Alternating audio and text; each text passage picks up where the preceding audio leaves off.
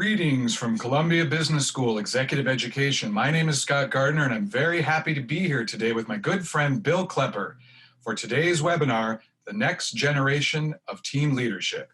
Before I introduce Bill, if we can just go to the next slide.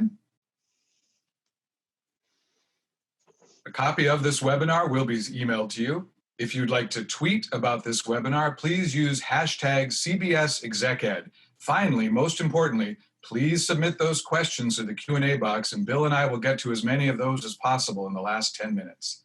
It's my pleasure to introduce Bill Klepper. He is the adjunct professor of management at Columbia Business School, focusing on executive leadership and corporate governance. He is also the faculty director of developing and leading high-performance teams program at Columbia Business School Executive Education. He received his PhD in education from St. Louis University, and prior to coming to Columbia Business School, he was vice president at the College of New Jersey, associate dean at St. Louis University, and before that, assistant dean at the University of South Carolina.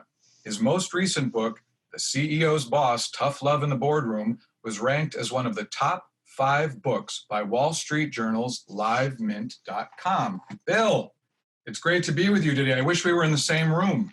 I do as well, Scott, but you're looking great with that logo behind. Where I'm at, by the way, is a home in Florida. We've been all sheltered in. But anyway, it's good to have all of you out there join today. And record shows, by the way, that we had 2,750 people sign up. So let me get started if I can.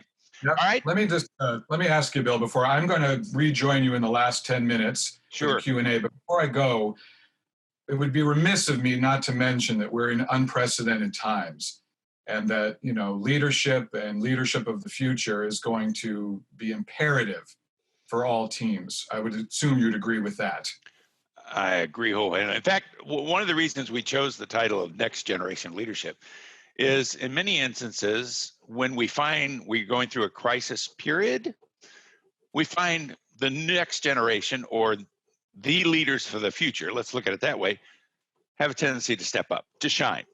And in many ways, what we see is those people that were not capable of leading in a crisis. And it's time for them to step aside and let others lead. So I'm going to put an emphasis on this idea of next generation.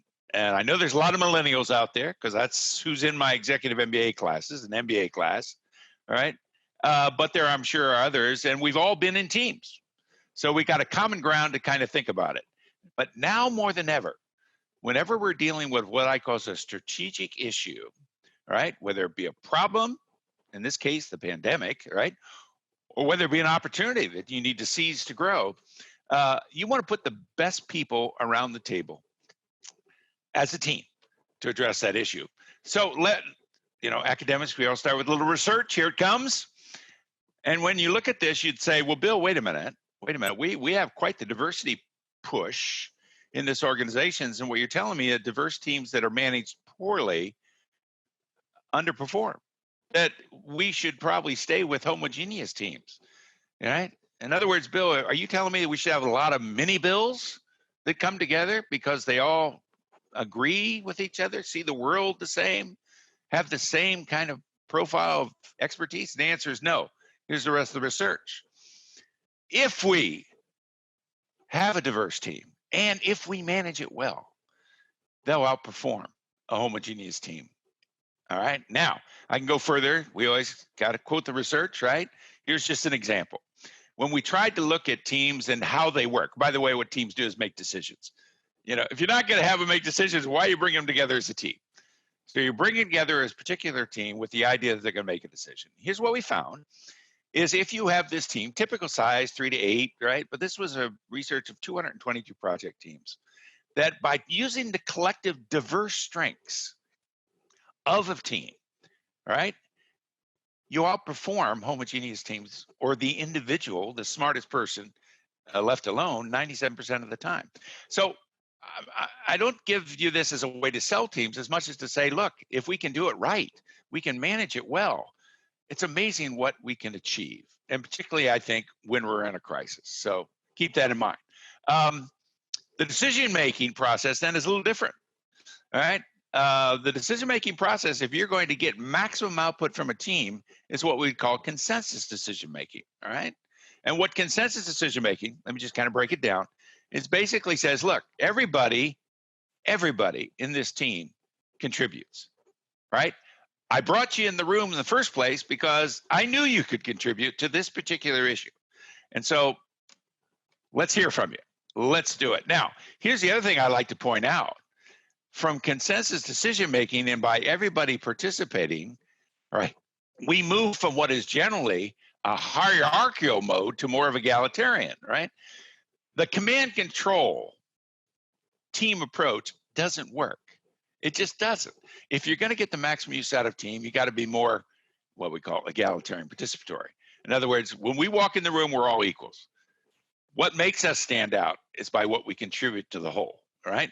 So we're collaborating here, sometimes referred to as the win-win. You may recall that. So it's very important what we know. Let me just refresh real quick. Teams are absolutely key today, absolutely key in dealing with strategic issues. A pandemic crisis is a strategic issue, right? It's a problem that if you don't solve it, I don't want to tell you what the outcome will be, right? Get the best and the brightest in the room, all right? Let these individuals collaborate to come up with what is the best approach. So that sets the frame. You have to change a couple things. One is you got to buy into teams as the best way to come up with the best solutions. Two is you got to change your leadership style from command control to more, let's call it affiliative, right? Or facilitative, right? More egalitarian participatory. Now, I know we're in crisis, so let's just go through this crisis mode a little bit more clearly. It's just 4 things I want you to keep in mind, all right? First thing is, if you're in a crisis, you need to define it, folks. Now, granted, we're in the pandemic, but a crisis can be that your market share, all right, has gone down significantly. Or a crisis can be that your customers are dissatisfied with what you're doing. Or a crisis can be you've got a change, right, in leadership, all right? So here's what you've got to do as a leader in a crisis. You've got to tell your followers, and by the way, let's just clarify what leadership is. You can't be a leader without followers. You've got to be a truth teller. There's no shortcut to this. You've got to give people what is the unvarnished truth in terms of what they're facing up with. Because remember, you're going to invite them in to solve the problem. If you don't give them a full deck of information, how do you expect for them to be able to solve your issue? So first thing in a crisis, unvarnished truth. Don't ever, ever lie to people. Don't do it, right? If you can't tell everything to everyone, tell them why you can't. Be transparent. And here's the key. Transparency translates to trust. Lack of transparency, lack of trust. Keep that in mind. Unvarnished truth. Okay. If you're in a crisis, by the way, form a crisis team. Don't let your routine work teams that are out there take on this project. This is an extraordinary effort, right? So what you want to do is charge this crisis team with a mission to develop a plan. How are we going to deal with this, right? Market share is dropping. Customers don't like us anymore. We've got a shift in leadership. You know, somebody got run over by a bus. We're in a pandemic. Now, here's the way I want you to think this way. When you look for your best and your brightest in your organization to be on your crisis team, think radially versus hierarchically. This idea that all wisdom and intelligence is at the top of the organization, I wish it were true, right? But it's not. What you do is you think of a circle. You put in the center, what is the crisis? What is the issue? What is the problem, right? Or if you want, what is the opportunity? Then you say, okay, if that's the case, who do we bring into the center? Who do we bring in? Who's from this area, that area, whatever? Because they have the best knowledge that they can, again, contribute to the decision-making process. So think radially, not hierarchically, all right? Report hierarchically to what you're doing, but do it that way. By the way, communicate, communicate, communicate. In a crisis, the more communication, the better. You cannot over-communicate, but understand how you're going to communicate. We call it the double loop. The double loop of communication is this. You send out your message, and before you move on, you confirm that the message is understood. So you make your report, and you ask for feedback. In this case, feedback is a gift. Do they understand what it is you were trying to say, right? What questions do they have, right? Once you hear that, then you can move on to communicate further. So the double loop is absolutely key in terms of dealing with your shareholder in a crisis, okay? And then, of course, whenever your consensus group team is making decisions, let people know about how you're progressing as you're going. Don't bake the cake and hand it out to them and say, here it is. Now, as you progress, you keep all your stakeholders informed of what you're working at and ask for feedback. Remember, feedback is a gift. Okay, last, and here's a big pitch, folks. In times of crisis particularly, empathy is key. Now, what we're talking about now, I'm taking it to a whole nother area. I know you're all technically competent in what you do, but what makes the difference between great leaders, particularly in a crisis, is your social intelligence, all right? And what we know, again, let's give credit where credit is due. Goldman and his work on emotional intelligence and social intelligence, right, talked about the power of empathy. What is empathy? Empathy is understanding, right, the way things are impacted on others, right? To walk a mile in their shoes, you've heard it that way. And I always tell people, and ramp it up a little bit. Not only talk about being an empathetic leader, but also, right, can you also talk about the fact of what you're going to do to address those kind of issues for them? Don't just leave them out there and say, oh, I feel your pain. No, I want to help you do something about your pain as well. So empathy is key. It directly relates to social intelligence. And in many ways, I'll give you a hint here. When you're empathetic as a leader, people see you moving from me to we. Yeah, in terms of your perspective. It's now, here's how I'm doing. Here's how I'm getting us to go forward. Now it's about how are we going to move forward. That's what empathy does. Okay, so the book. Thanks, Scott. Appreciate the thing. Another way to look at it, by the way, so it gets away from the pandemic issue is we know that all organizations go through what we call the S curve, right? Sometimes referred to as the sine curve for those of you in technology, as the slope of the curve change. So this was in the book, gets a lot of read. And I tell people, look, there are times when organizations are in a slump. You see at the bottom there, the low success period. And there's a particular kind of agenda, leadership practice, and style that I offer to you. And by the way, I think we're in that now. I think we need people who, one, will respond to this challenge, to this pandemic, right? They're not going to just sit back, okay? And the second thing that they do is they realize that they're going to have to change things. Because if you stay here, right, there's a good chance, by the way, you'll go out of business, you'll fail, et cetera. I'm not going to dwell much beyond that. So, by the way, you see drivers up there. That's the kind of leaders, and I use the social styles matrix, which I'll talk to you about in a little bit, to try and help with regard to this thing. So I've got about 5 minutes left. So I'm going to go quick through this. If, by the way, we get through your crisis, let's say you solve your issue of marketing, by the way you get out of it is you come up with, you experiment your way to the future. You don't just do a bold move. You test, right? You verify, you move on. And by the way, a different kind of style usually places there. You need very, what I call creative kind of individuals at that point. So drivers are change leaders, expressives, or visionary leaders. By the way, if we all come out of it, then what we want to do is start to build what we consider to be the high performance culture in our organizations. Okay, now that we've got the new normal, how are we going to make it work? And by the way, usually facilitative leaders, amiables, and all this is social styles material. And lastly, by the way, always be aware of the fact what goes up comes down. We call them inflection points, folks, where the slope of the curve changes. There's one down at the bottom, right? That's the one where if you don't make it, you're gonna go out of business, right?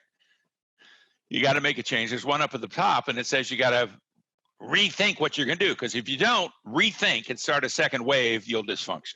Okay, now you wanted a formula? Here it comes. Here's what we know then. And just when you thought it's your technical competence, it's going to allow you to address problems, that's table stakes. That's table stakes.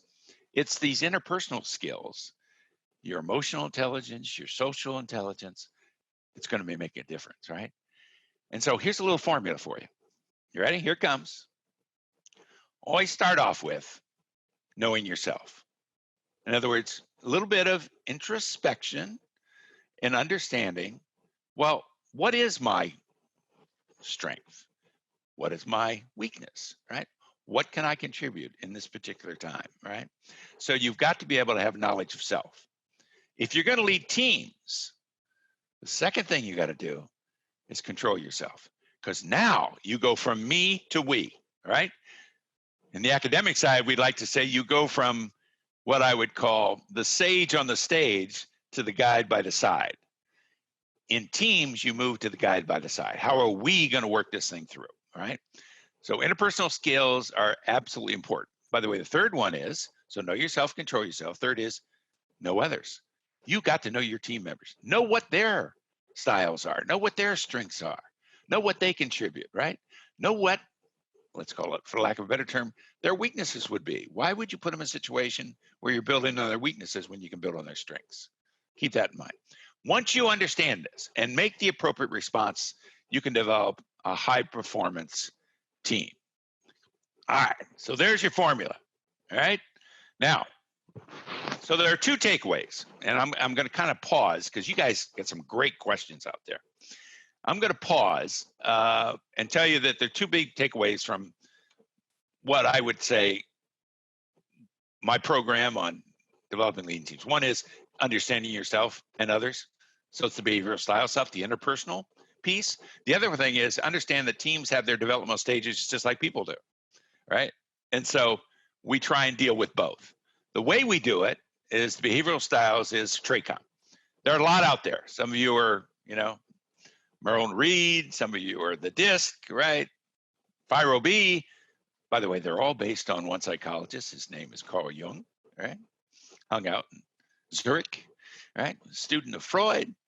People have made it work from that, but if you listen closely, they come with it. So here's the model relative to social styles, and I can talk more about this in the question and answer if you want.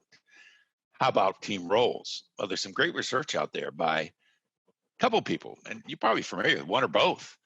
One is Belbin, who came up with, there are certain what we would call roles that are absolutely key depending on where your team is at in its development. And by the way, if you look at it, it looks like an S-curve down below. And that's the work of Tuckman. Remember Tuckman? Forming, storming, norming, performing? So where are you? Are you forming a team for the first time? All right.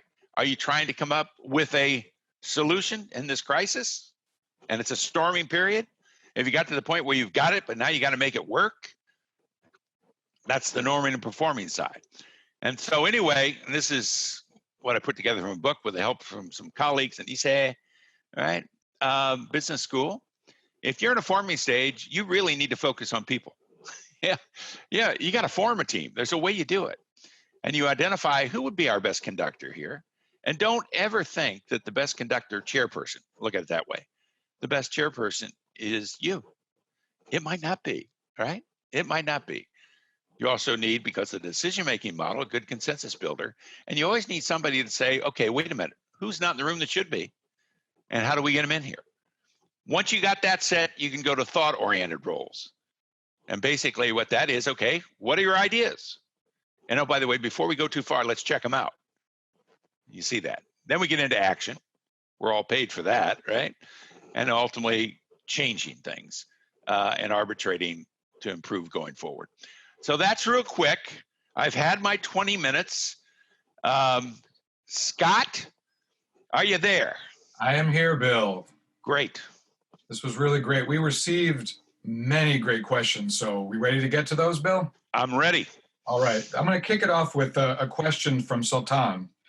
He asks, what are the leadership behaviors that we can measure in this pandemic to ensure the effectiveness of teams? In other words, measuring it when your leadership is remote. Right. Oh, that's interesting. Now, you put in the idea that your leader's remote, right? Yeah, we're remote working. How are you leading your team? Yeah. Well, Sultan, this is a very good question, because I'm a firm believer, by the way, that the way we measure, and this is not an advertisement, it's just a fact. I have a whole chapter that deals with what I call leadership metrics. And my big push, you wouldn't be surprised about it, we need to move away from hard metrics and go to soft metrics, when measuring leaders. Hard metrics are key, right? Return on investment, right? Market share, et cetera, et cetera. Soft metrics are even more important. How are you leading change? How are you dealing with conflict? What is your relationship with your followers, right? Et cetera, et cetera. So what I try and lay out in the book is a way you can get to metrics for those areas, what we would call the soft stuff, all right? So it's out there, but we have to be as intentional in, I guess you might say, stating it as we are with the hard stuff. I go through in the book, I'm not trying to sell it, it's out there, of ways you can do that. And I do it in a way that I talk to leaders, because I deal a lot with chief executives and their boards. And so I deal with a leader, for example, that just can't seem to confront change, right? And so what I say is, look, here's the kind of things you want to look for and measure in leaders that are having trouble with change. One is, have they really accepted the fact that, and we call it the DVP greater than C model, accepted the fact that there's enough dissatisfaction with the current state? Because if you're not basically articulating why they should be dissatisfied, they're not going to move on to your desired future state, the vision. That's the V part. And then, by the way, what are they doing in terms of setting up a process to get you from here to there? So the kind of measurements I would put on leaders in many cases are around what I call the soft stuff rather than the hard stuff. So I hope that answers, that is a quick answer to what is a very good question and a whole chapter in my book. So Right. thank you. CEO's Boss, Tough Love in the Boardroom is your book. Yeah. So I want to just tell everyone out there, keep submitting those questions. We're getting a lot in now, and we're going to keep going with those. Phil, my second question to you is from Kazim. Asks, how as a leader can I support my team to practice empathy and move towards the we instead of the I? Oh, that's great. That's great. Okay. I'm a firm believer, by the way, that in order for people to embrace empathy, they have to, in many ways, feel the consequences in the absence of it. Now, what does that say? Okay. I think stories are very powerful. And so what I would recommend is to let people tell their stories. I do a lot of work with pharma, okay? I won't name the companies, but the one I'm recently, Scott works with me with it. And what they do is you walk into the room and there's a storyboard for their patient who's on their particular drug, right? There's another storyboard of a patient or a provider, or you see where I'm going? The more I think we provide the story to people, that's what they connect with and therefore are empathetic towards, all right? So I hope that makes sense, but that's what we have found. More and more, if leaders want to make a connection to try to get people to be more empathetic with what is the condition we're in, tell them a story. And by the way, don't make it up. There's plenty of real scenarios out there that you can tell that story of. Watch what's happening now, by the way.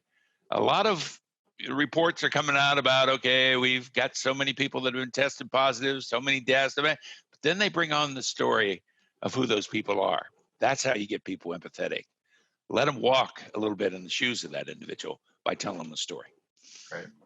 So 2 questions came in that I'm going to combine just because I think they're following the same theme. So Daniel asked, what is the importance of shared leadership within a group of executives?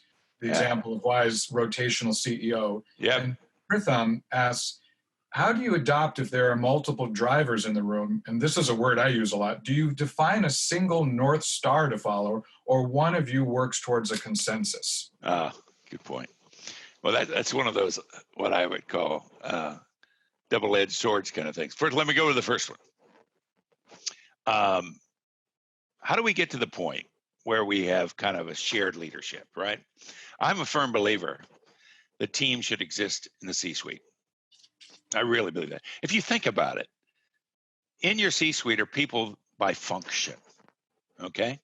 They're by function, right? You got your vice president for finance, this particular, what I would call function, et cetera, et cetera, et cetera. And so ideally, you've got diversity of function there. In many cases, by the way, they don't go to the next step. And that is say, okay, this is all good. We got a good mix of expertise, but now let's put on the table, which we should be having on the table, our strategy and our strategic priorities and what we should be focusing our efforts on. And then look around the room and say to ourselves, all right, do we have the right firepower here? And in many cases, I tell CEOs, why aren't you inviting more people into the inner circle? Is it because there's some status by being in the C-suite? Everybody knows it. But look, you should also be having the other people join you. Then typically what happens, they hire an external consultant group. But my whole argument, I hope I'm going the right way. Shared leadership is absolutely essential. The way you do it is by team effort, right? And the way you do it is make sure you get the right people in the room. Don't look hierarchically, look radially, right? Go back to my message. It's okay to keep the people in the C-suite in the room, but augment it with people that can provide the best resource. Now, what about these drivers? No, Scott's a driver, so I'm going to have a lot of fun with it. By the way, my secondary style is driver too. Let me tell you about drivers. Drivers are instinctively, right, results oriented. It's all about, okay, just do it. I mean, they wear Nike as their, underwear. And the way they get there is by action plans. So if you don't have a goal and a clear plan to get them there, right, they're going to be, in many ways, kind of fighting each other constantly. So I think when you got a lot of drivers in the room, if I understood the question directly, again, and this is good work as a team, you say, okay, let's first of all decide what is our strategic issue here. Remember I said in a crisis, make sure you define what the crisis is. What's the strategic issue? Let's go around the room and each of us define it. And don't jump to solutions. I know you want to do that because you're drivers. Don't go there. Let's just see if we can agree on what is the common ground we're going to work from. So I think with drivers, be aware that their engines are rushing to get to action, to get results. But what you've got to do is say, first of all, let's get a shared perspective on what the problem is. If we can agree to that, then I think you can let drivers loose. But left to their own devices, they'll prematurely jump to solution building. Great. Thanks, Bill. And just as a reminder, you will all receive a recording of this webinar. We have two really good questions that I really want to get to, so we may go over a couple minutes. Bill, I hope you have some time. Well, I've got a lot to do. I know you do. Let's get this first question from Shannon. It's a very interesting question. Why not the command and control approach? If we look at the organizations currently doing great work and patching over the cracks of some private organizations, it's the military, police, etc., with the structures and leadership, isn't it? Yep. By the way, I'm okay with command and control, but it's at the point of where we've decided what we're going to do. I mean, simple as that. What I'm doing is I'm trying to say to, wait a minute, don't jump to it. It's almost like the driver syndrome, right? Drivers are command and control leaders, by the way, in the main. I'm looking for much more strategic thinking prior to going to action. But if we're in a war, if the house is burning down, right? If we're in a crisis and we got a full understanding of the problem and we brought the best brains together and we have a plan, then go to command and control and implementing the plan. I'm okay with that. Right. Unfortunately, I don't want to say it too strongly. We have a tendency where people want to just jump to action before they've thought it through. Right. Well, that's like our colleague, Willie Peterson, who says, after you've done all the work that you're talking about, there is the being on board once the decision has been made. Sure. And that's command and control, right? Sure. Yeah. All right. Good. So this is a great last question, and I think I'll close it out for today. From Nasser, there are many, many models on team leadership. But my question is, for your opinion, what is the most vital leadership quality in these unprecedented, very difficult, tough days? Yeah. If you want my opinion, it's to listen much more than speak. I'm a firm believer there are two things that hold together organizations, period. But in a crisis, they're absolutely key. First one is communication. Scott's my expert in that, right? The second is decision-making. You got to be clear on both fronts. Clear communication, clear decision-making process, all right? To listen effectively in a crisis is key. If you just start let's say, shooting from the lip, let's call it that, without first listening, right, and understanding, I think you're vulnerable. So for me, I would say ramp up your listening. You know, I've heard the old adage, right? That's why you got 2 ears, 1 mouth. Try it in that portion. Try it in that portion. Listen twice as much as you speak. And I think you'll speak more informed, and I think in many ways authoritatively, because you can refer to what you've heard. Thank you, Bill. I was hoping that you would say that. I've heard you say that in class, that 2 ears, 1 mouth. That's great. It's a good analogy. So I just want to thank everybody for joining us today during these difficult times. We're happy that we could come together with you. And Bill, thank you so much for joining us, for all this great information. I hope to see you soon, and I hope all of you are well. Stay well and safe, folks. Thank you.